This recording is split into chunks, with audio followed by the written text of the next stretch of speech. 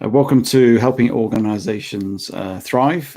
Today I have Omar Harris. Welcome, Omar. Thank you very much, Julian. Nice to be here. Yeah, it's good to see you and hear you. This afternoon for me and the morning for you. I'm just going to tell our audience a little bit about you. Please. You're the founder and managing partner for Intent Consulting, a management consulting firm focused on enhancing employee experience and managerial effectiveness. And you are author of 2 books, and I know there's another one coming as well, which I'm sure we'll talk about. You're a motivational speaker, and you're a high-performance leadership coach. And as I always ask everybody who comes on the show, because I'm really nosy, really interested, what do you love about what you do? Well, what I love about what I do is that, I used to do this for my companies that I worked for in my corporate career, which was really inspire, develop, create purpose for individuals and organizations. And now in my consulting practice and speaking and writing, I get to do that for the world. So I think that I really love helping people tap into, first of all, find their purpose, and then turn that into reasons for constant development, constant inspiration, and constant progressive action. So I think that that's really what I get up to do every morning, and it's been a fun ride so far. Brilliant stuff. And I'm curious that the switch from sort of the corporate world to your own sort of business, what prompted that, just out of curiosity? Well, this is the second time I've actually made this movement. I made it about 8 years into my corporate career when I worked in pharmaceuticals for over 20 years, and I worked for a company called Sharing Plow, and they were purchased by a company called Merck. And so when they purchased Merck, I decided it was my time to kind of take a little bit of a break from that 8-year kind of rat race I'd been on. And then the same reason happened applies to 2020 as well.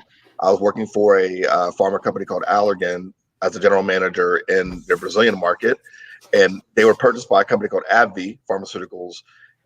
And the deal closed in May 2020. And so I also decided at the time was a good moment, after having spent another 8 years globally this time, that it was a good time for me to kind of stop and really invest back in helping and share what I'd learned over the last 8 years. And plus I had published 2 books by this point. So it was time for me to move up and out and really chase my own purpose.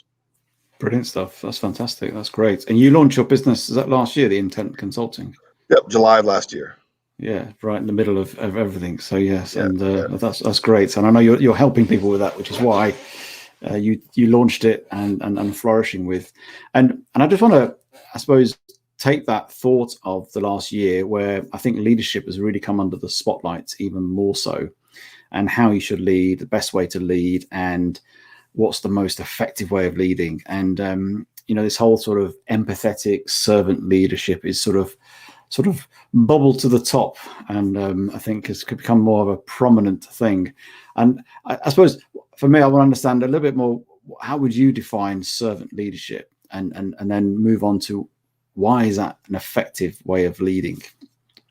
Well, I tend to stick to the traditional definition of servant leadership, which means reinverting the hierarchy of an organization away from the work creators or the bosses and towards to the value creators, which are the employees who create value for the customer. So whoever is working closer to the customer, those are the most valued employees in the organization, not the actual CEO, board of directors, people who are, let's say, work creators. And because of that orientation, it requires leaders to lean in to people a lot more and to understand issues on a deeper level, see people, not see roles, be a bit more creative, leverage tools like positive psychology, high performance team building principles, high performance coaching.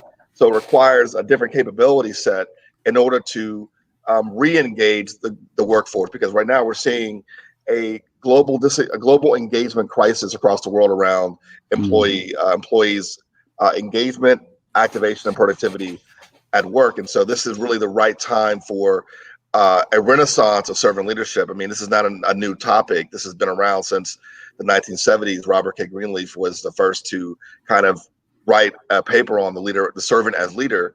And here we are 50, 60 years later. And the idea, its time has come right now, because right now we're living in arguably the most diverse workforce in history.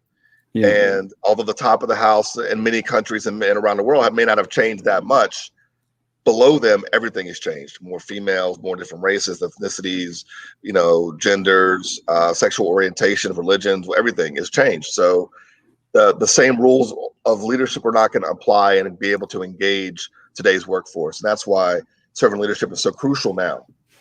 What is it about the certain leadership that would make it not only effective now, but an effective model to lead in terms of taking businesses forward and, making sure that they continue to grow, not only from a people sort of talent point of view, but also from a financial point of view, because that's really important, obviously, because without the financials, the business doesn't survive, does it? So how do we distinguish between those hard numbers and those more soft numbers, I guess, in terms of that? Well, I would say the people number is a very hard number. And in any company's P&L, it's the largest cost base of any company is your people cost. And it's seen as a cost center versus a profit center. And servant leaders understand the people cost, the human capital cost of the organization as the most important basis for growth in the organization. So, and we invest so little in that human capital versus what we invest in product development, research and development, different kind of programs and initiatives. And it's really a shame. How can you actually fully realize the vision of your organization or your product if you're not investing in the human capital? So really, I look at that as a very hard cost. And when I talk to CEOs and whatnot about this, is really reorienting them about how they're utilizing that human cost. Are they utilizing their HR spend for more processes and systems, or are they leveraging their spend on onboarding, talent retention, and managerial effectiveness? Because that's where you actually can transform the ROI from that cost into something far more productive versus simply hoping that 20% of your employees become stars, 70% marginally improve, and 10% you constantly move out, which is the old way of thinking about organizational effectiveness.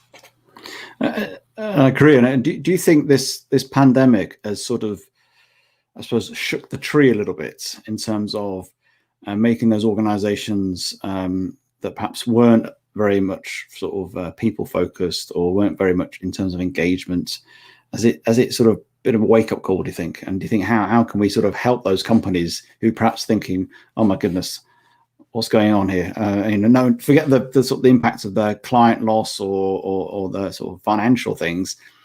It exposed things within the sort of how to lead or how to manage a business as well, hasn't it? Well, I think the pandemic was a great litmus test for purpose in organizations.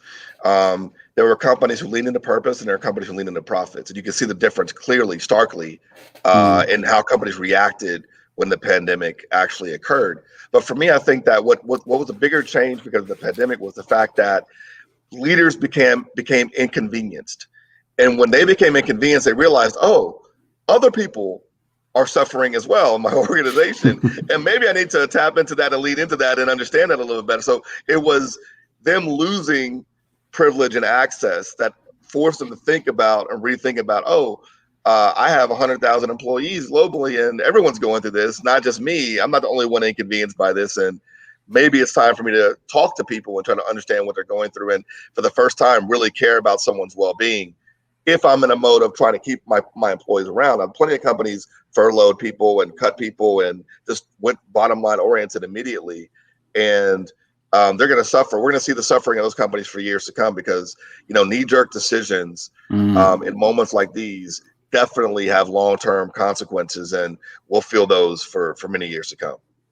Oh, totally. And I think we had the financial crisis here in 2007 and 8. And it's interesting. I think there's a fact where companies who were struggling made a lot of people redundant, as opposed to those companies who, I suppose, manage that pay but maintain people, whether that's part-time basis, try and keep that human capital, actually did better than the ones who made redundant or recovered quicker. Because I think people forget when you've got a human being in your organization and you've invested training, time, your cult, everything in it, they are an asset. And I think people forget that. I'm talking in the right sense, a good assets. Yes. And I think they forget, actually, if you let them go, you're not going to get them back because they're going to go off to a competitor or somewhere else. and you've lost all that. And I think people need to be a bit more mindful when they've invested about your people. And I know some people have to make people redundant, and there's a reality of costs. I know that, but actually, as you said, if we get back to thinking about our purpose, which makes us think bigger and makes us think a bit more solution orientated and think differently, that way we can really start to drive and maintain people and get people continue to be engaged and sweat them in a positive sense for going forward. Well, companies are horrible at two things. They're horrible at employee onboarding, and they're horrible about talent succession. So they do these two things horribly. And so whenever you lose an employee, that brain drain you lose, because you didn't have succession. So you didn't have a handover. So someone has to step up into that role.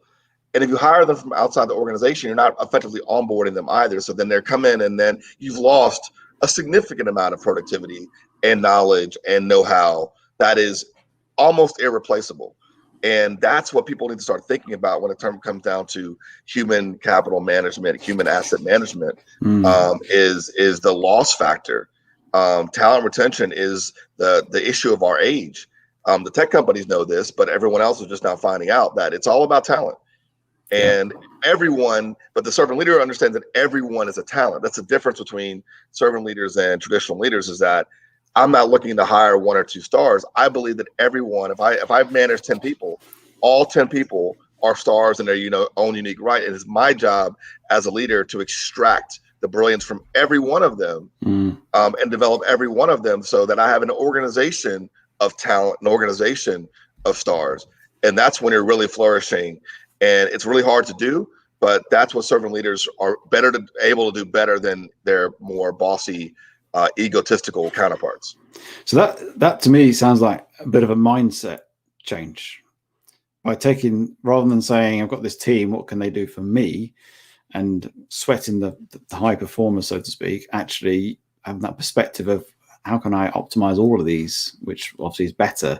How do we get leaders in that mindset, or in a place where they become more or willing to adopt a more servant leadership approach? Well, I think they need to recognize that first of all, they have to unlearn some toxic boss behaviors. So there are toxic behaviors that have to be unlearned, and then servant leadership principles that have to be acquired and absorbed. And in my talking with organizations, this is one of my starting points is, really a few things you have to unlearn. First of all, you work for the people, not the other way around. Don't try to control things you don't have control over. A teams versus A talents. Yeah. And the power of positive psychology to drive results. And all of this is empirically backed. So for your leaders who want to see numbers, we've got numbers to prove that these things actually work. For people who are more emotional or intuitive, they get it. They grab onto these things. And the numbers, once again, I just show the Gallup global engagement results that as a start conclusion. And I said, listen, when was your last employee engagement survey? How are you doing as an organization? And what are you really doing? Because a lot of companies asked when I was a general manager, we would do these employee engagement surveys, and the GMs would have to feed up our plans for our organizations. And all of it was kind of like cookie cutter. It was not really adding value. What really adds value is a holistic shift in how we manage our people. If you want to really impact employee engagement, you have to rethink managerial effectiveness and the rules of management, and go from managers to high performance coaches. That's the move that has been empirically shown to drive significant returns on that human capital and human asset base that you have in your organization. So I get that, and that's using data. So it's data driven. It's factual, which means it's been measured, and which is obviously important. It's not just a willingness. So you go into an organization and you get the CEO who's on board with it, and he's really engaged with it. How do you take those 1 or 2 leaders, and I'm sure you've experienced this, who are not quite there or seem to be a little bit more opposing that style? How do we get them into that place of seeing the lights and taking this as a way of leading in a more positive way? Well, I learned this back in an old marketing class. You have judo and you have karate when it comes to hand-to-hand combat. So I prefer to use I judo. love Not body. analogies like that. Go for it. Yeah. Yeah. Go. So judo meaning that you use your opponent's body weight against them versus hand-to-hand combat with karate, which is more combative and directive. So senior managers actually don't care how stuff gets done. This is a fact. They care about what gets done. They care about the result. So I go in and say, listen, all I need is clean cover for you to let me go in and activate your middle management line. You know, what gets delivered will be exactly the same or even more. How it gets delivered will be foreign to you, but it will work. And so I have to basically kind of explain to them the journey and the process to go from a what-driven organization to a how-driven organization. How you lean into purpose, how you activate positive psychology throughout the organization, how you focus on teams versus individual talents, and basically just take them on the journey to show them step by step. This is how we make this change happen. This is what you should expect at each stage of the journey. And this is about how much time it should take to make this transformation occur. And oh, by the way, some people aren't going to make it. So you can't go into this thinking that all of your managers are going to make it through this transformation. Another Gallup statistic, 89% of people promoted into management are the wrong people. 89%. Wow. That means we don't even get. They're promoted on their skill. Yeah, we hire great. I mean, you know, in pharma, it was you take super reps and turn them into managers. No, a super rep very rarely makes a great manager. What made them a great rep, the skill set and the capabilities and the concerns are very different. Managers have the early in your managerial career, you have a concern for people. You want to deal with people's issues. Later on, the higher up you go, the less you want to deal with people's issues. You want to deal with operational issues and strategic things. But you can never get away with dealing with people issues, and that's the whole problem. Is that with our traditional hierarchy of moving up and changing our emphasis, the higher up you go, the better a problem solver and organizational activator you need to become, not less people oriented you need to become. And that's a fallacy of the traditional hierarchy, which is why we have to invert it and come back to servant leadership principles. You said a word or two words which I quite like the sound of, and I'd like you to expand a bit upon that. Is organizational activist, I think. And what does that mean? I mean, I sort of understand it. I could understand what it might be, but what do you say it means? Well, I mean, you need change agents in an organization. You need people who are good at getting people moving. These are your true leaders, people who speak and people follow and they move and they act. And you need to get those people in front of the right people with the right message to get things moving in an organization. Nothing changes without change agents. And these people are the people who are your why people. They're always the people who are challenging the status quo, asking the why questions. I love why people because they're the ones who ensure that our company is going to be different next year than it was this year. Because they keep asking that why question. What happens when you come into a company is, you know, you go into your onboarding and you're told all the what's and the how, but your why questions go unanswered. It's just the way it is. We do this way because this is how it is. But why is that how it is? You know, and that's where people coming from outside to your organization have the greatest value in challenging the status quo of your organization. So I would also look at anyone who's joined in the last 2 years. I'm sure they have a lot of why questions that they can utilize to kind of challenge the status quo in your organization and drive these transformations forward. You need these why people to make it happen. No, I agree. Having new people join gives a fresh set of eyes on the organization. And often when I've hired people, I've valued when they've come in, I've almost said to them, you know, tell me something that we're missing or something from your competitor, from experience, and we'll have a look at it and we'll take it on board. We might not take it all on board, but actually we want to have a different angle on it. And I think that's really important.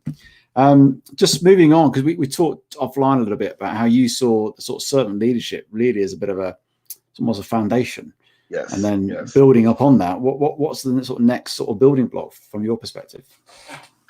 Yeah, so I think that we're evolving past. So we're ending the age of boss-dominated leadership. I think that age is ending. I think we're in the age of servant leadership. I talk about this in my book, The Servant Leaders Manifesto, that we are in the age of servant leadership right now. But we're not going to stay here. We're transitioning to an age of stakeholder capitalism. Stakeholder capitalism means that you need to add value to more than just shareholders. You have to think about employees, customers, communities, the environment, and shareholders in terms of how we're being measured from a corporate standpoint.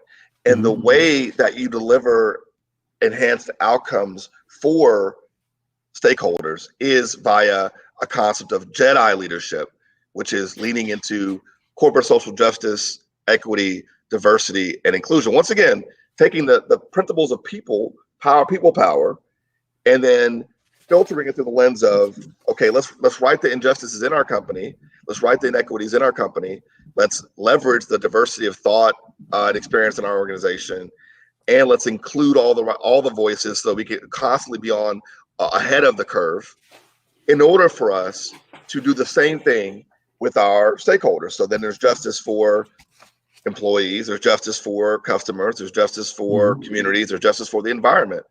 There's equity for employees, customers, community, and the environment. There's diversity in all those terms, and there's inclusion of all those inputs from those different fonts. And that's how we begin to elevate the standard of leadership for the next 10 to 20 years, so that we actually can deliver on the promises of stakeholder capitalism. So that's almost the whole sort of, obviously, diversity, inclusion, which is obviously your D and your I. And then the sort of justice, was it equity? Was that other one? Was it equity? Yes. Does that tie into sort of corporate responsibility as well? I guess, is that a sort of part of that bigger picture? Well, I mean, justice is similar to corporate social responsibility, but we look at social responsibility more as external, and corporate social justice starts internally. There are a lot of the bedrock of corporations is not necessarily, at least in America, it comes from a bedrock of slavery, and some of the principles and practices have been there for hundreds of years and not really been eradicated. So there's a root of unjust and inequitable policy within our own company that we have to root out and eradicate and deconstruct to reconstruct.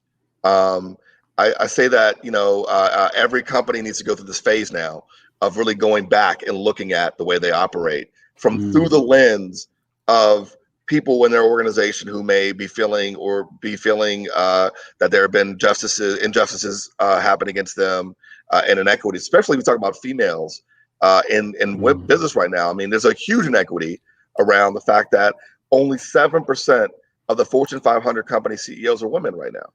Yeah, you cannot tell me that that white men are so brilliant that basically they should dominate 93% of the corporations. I think that's an example of the kind of inequity. What do you know? Any figures on black men or women in those? Well, positions? there's only 3 black male CEOs in the Fortune 500 currently right now, and I think only 1 black female CEO in the Fortune 500. I think it just got announced the CEO of Bed Bath & Beyond is a black female. So I think that the statistics are glaring about the inequity. And remember, when you arrive at these levels, when you get to the VP, senior VP, COO, we're not just talking about influence over an organization's direction. We're talking about financial benefits that can build generational wealth for people, for families and communities that have been systematically they haven't had access to. And it's like sort of like a pirate's treasure, pirates hoarding their treasure. It's time to let go of the treasure, man. We're coming in the door. We're coming for it. Yeah, so you can't hoard it anymore because we know it's there, and it's time for that to be shared. So I think that's really the J and the E are crucial elements. You cannot make organizational change happen without first addressing your own house, your J and your E, your sense of justice and equity. And the way you do it is by leveraging inclusion. So you start by including. If you don't have the right voices around the table, then that's where you have to leverage your diversity. So everything, if you want to solve justice, start with inclusion and diversity, because that will allow you to then lean into those spaces to understand what are the inequities and what are the injustices that we have to address internally first. Right. That's why when I saw all the companies issuing all their nice statements last summer in the summer of protest, I was like, well, they're all talking about money they're giving to the community, but what are they doing inside the house? What are they doing? Tell me what you're doing to fix your house first, and then I'll believe you when you show me you're going to give $250 million to whatever the United Negro College Fund or whatever it is. Then I'll believe you. But if you haven't changed the inside of your house, then these are just lip service and check the box actions that don't really get the job done, in my humble opinion. Yeah. And also they are tax deductible as well. So exactly. Yes, exactly. Not that I'm cynical about it, but there is a lot of that going on. But I like that focus of that sort of justice and equity, and starting with your own house, and that's really important. And that does tie back to that whole being more purpose driven. And exactly. And it's interesting. I used to work for Johnson and Johnson many years ago, who have a credo. The credo, yeah. I don't know if you're aware of it, and it's an upside down of it's all about the people, and then the profits are last. And it's an interesting approach, and it's a very I was there over 20 years ago, so that's my first job, and that's what I thought companies did.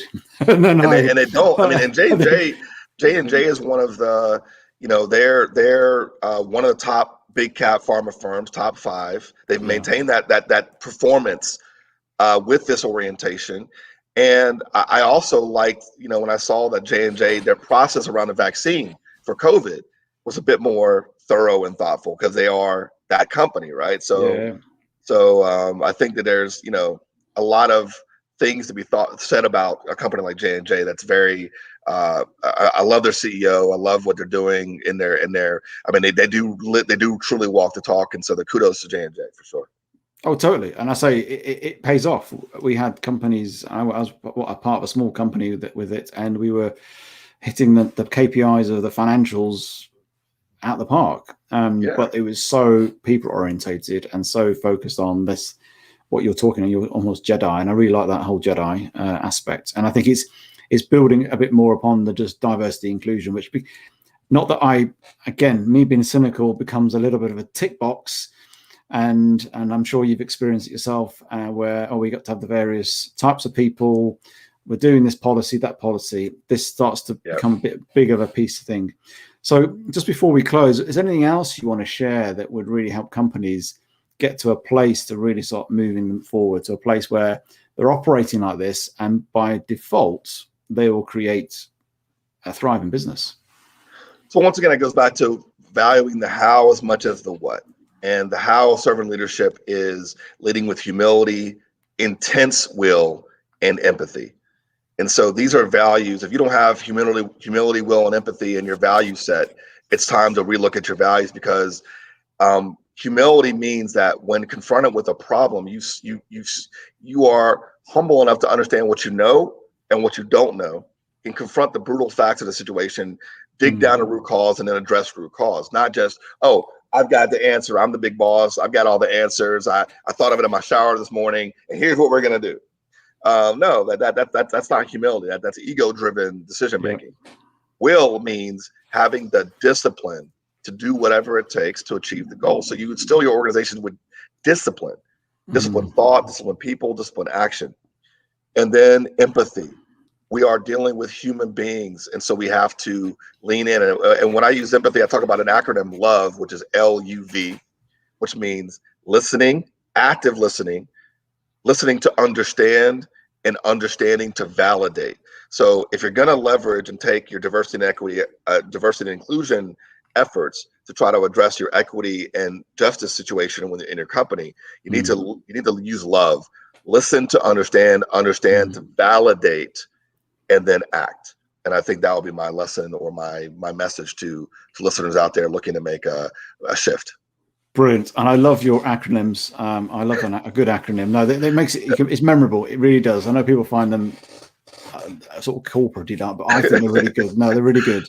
And so it'd be good for you to let people know how they can sort of engage with you and connect with you. So how can we do that, Omar? So on LinkedIn, Omar Lookman Harris, or Omar L. Harris. My website is www.omarlharris.com or www.intentconsultants.co. Brilliant. I've thoroughly enjoyed our conversation today, and I thank you for coming on. And really appreciate you taking the time out. Thank you very much. My pleasure.